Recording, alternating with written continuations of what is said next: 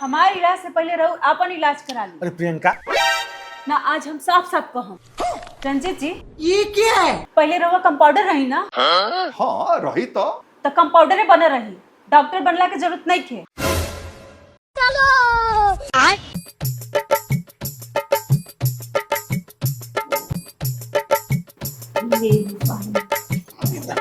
अरे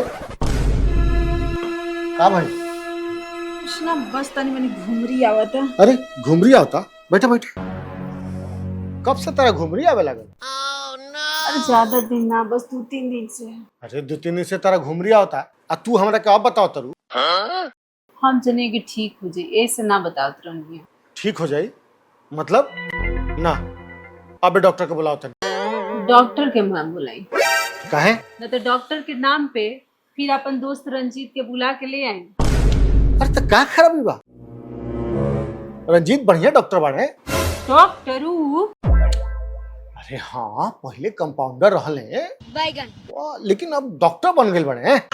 बस इहे बात सुनला से ना बीपी हमार और हाई हो जाला। मत फोन करी। तू जा अपन काम देख, हम ही बुलाओ तनी का के।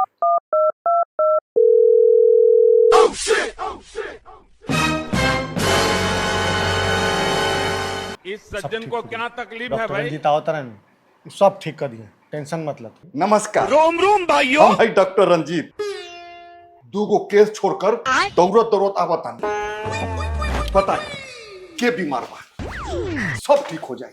रउआ के केस कर देलस।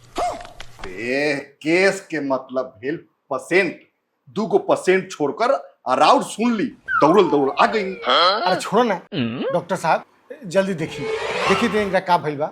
हम आ गए बानी, अब मरीज के घबराए के कोनो जरूरत नहीं। रउआ के देखिए कि हमरा घबराहट हो गई बा। घबराए के कोनो बात नहीं खे। आई तनी बीपी नाप ले तनी। हाँ। तनी चश्मा बार बार लगावे दा।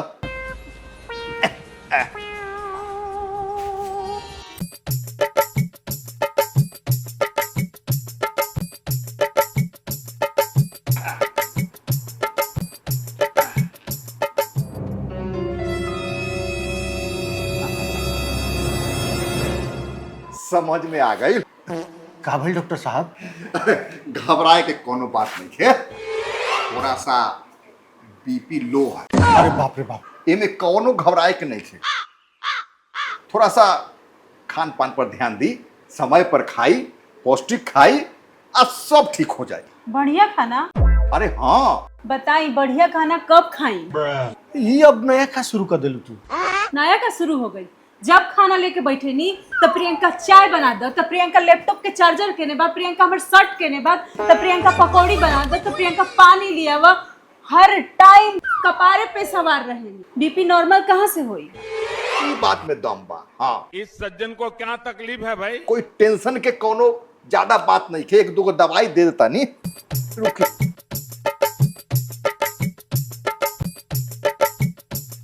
ये दवाई 2 दवाई है, सुबह शाम खा ले, सब ठीक हो जाए। आएगो याद रखब, सबसे बढ़िया काम गुस्सा कम करी। हमरा ना चाहिए। का कहली? गुस्सा हम कम करी? अरे तो इलाज के हिस्सा बा।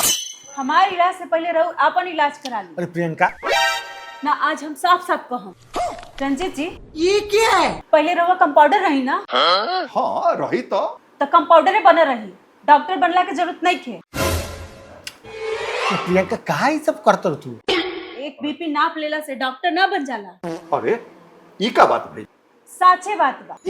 हम डॉक्टर से कोई कम नहीं खे। अच्छा, अरे हम बीपी ना पतानी, हम ब्लड निकालतानी, ब्लड के टेस्ट करतानी, रिपोर्ट के पढ़तानी, ट्रेनिंग चलता ट्रेनिंग। ओहो कुछ देर के बाद खत्म हो जाए आ तब हम सर्जरी करब। आ एगो डिग्री के बात बा ना, ओहो डिग्री हमरा पास में आ जाए आ तब देखी हमरा सब लोग पूरा के पूरा डॉक्टर मानिए। हाँ, वाह, तो मतलब आधा डॉक्टर बन गई बनी। आधा कैसे? अभी डिग्री बाकी न बा।